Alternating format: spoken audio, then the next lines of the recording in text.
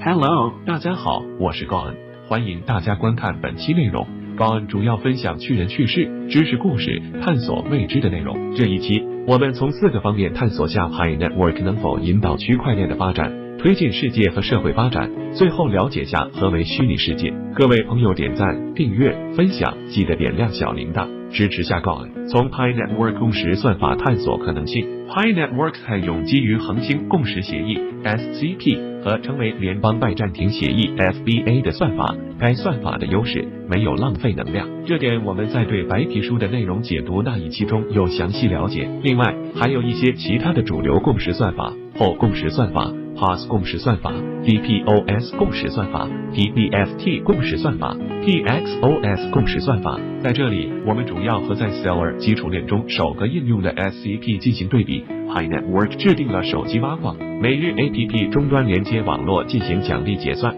这利于其推广和社区建立，但主要还是在于 Stellar 主要由公司机构进行节点网络建设，而 Pi Network 则允许个人设备参与节点建设，并且信任图的建立将帮助节点做出更明智的决策，对协议本身是一次升级。在这点里面，安全圈及信任图的建立才是我们要注意的重点。在社会生态中，尤其是网络时代中，社群信任的建立是极其困难的。如果一家网络公司想要从无到有建立良好的口碑及超高的信任，可能需要几年甚至10几年的时间。在这个过程中，用户要考虑公司的背景、市值、其他用户的评价、首次尝试结果等因素，再综合评价，得出是否值得信任的结果。而 Pi Network 的安全圈及信任图的建立，将立体综合地完成用户覆盖，甚至多种覆盖。从 Pi Network 的 KYC 探索可能性。Pi Network 的创始人意在更广泛的覆盖用户，也在寻找最完美的认证机制，无论是护照或是视频验证，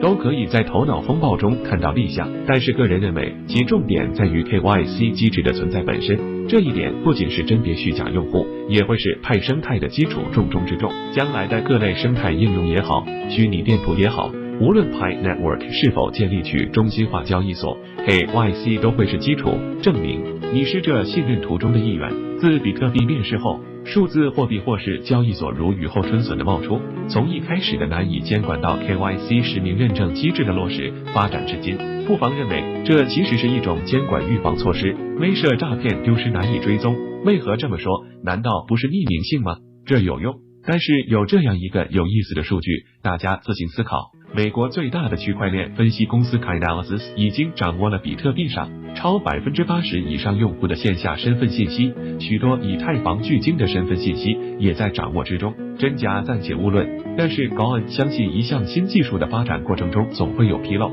但是随着时间推移，配套技术或产业会随之发展起来。虽说数字货币实现了钱财的自由，不过特殊情况总会时有发生，追踪被骗被盗会是一个技术发展趋势，而 KYC 也会是其中的基础，更是与法治相结合的基础。从货币的体制建立探索可能性。货币的历史可以追溯至以物易物的时代，然后经历了金属货币、金银、纸币以及金银本位制度。在黄金的历史一期内容中提到了部分内容，这里不做多说。货币的主要功能在于交易媒介、记账单位和延期支付的标准。在如今的网络时代环境下，货币在慢慢的淡化交易媒介的作用，无论是线上支付方式，还是央行 DCEP 的推出，都在从物理世界向着虚拟世界转化。数字货币虽说其法治信用尚未得到体现，在此我们将其当作特殊商品进行看待，但我们之前的内容也用派币与黄金进行过对比分析，如今在考虑到 Pi Network 社区的发展进度，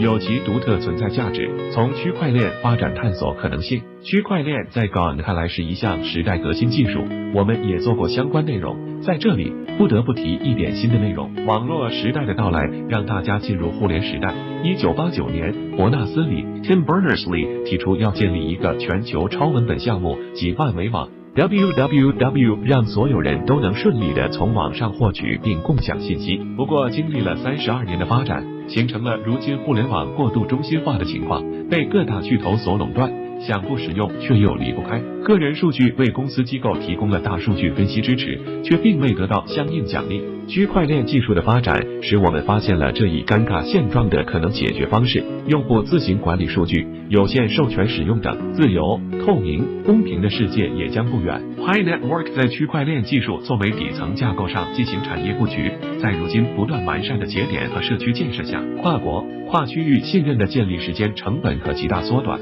同时又能以数字货币作为全球支付的方式，这一点上对于全球化的促进也是有极大作用的。不过，目前世界上的大部分区块链不具备自我应对及变更的能力，唯一的方式是硬分叉及启用新的网络进行用户大规模迁移。这一点上尚不知 Pi Network 的未来规划。虚拟世界如何理解？随着网络时代的到来及其进一步发展，可以说大家感知最明显的实例就是越加逼真的游戏世界。在此，我们从广义上理解虚拟世界，不仅包含狭义的虚拟世界的内容，而且它包含了信息技术系统、信息交往平台、新型经济模式和社会文化生活空间等方面的广泛内容及其特征。广义的虚拟世界是一种人工创造的动态的网络社会生活空间。综合之前4个方面的内容， Pi Network 是否有其独特意义，大家心中自行判断。从原始世界到近代，从互联网时代到区块链时代，人类不断发展，技术的革新让我们不断向着未来发展。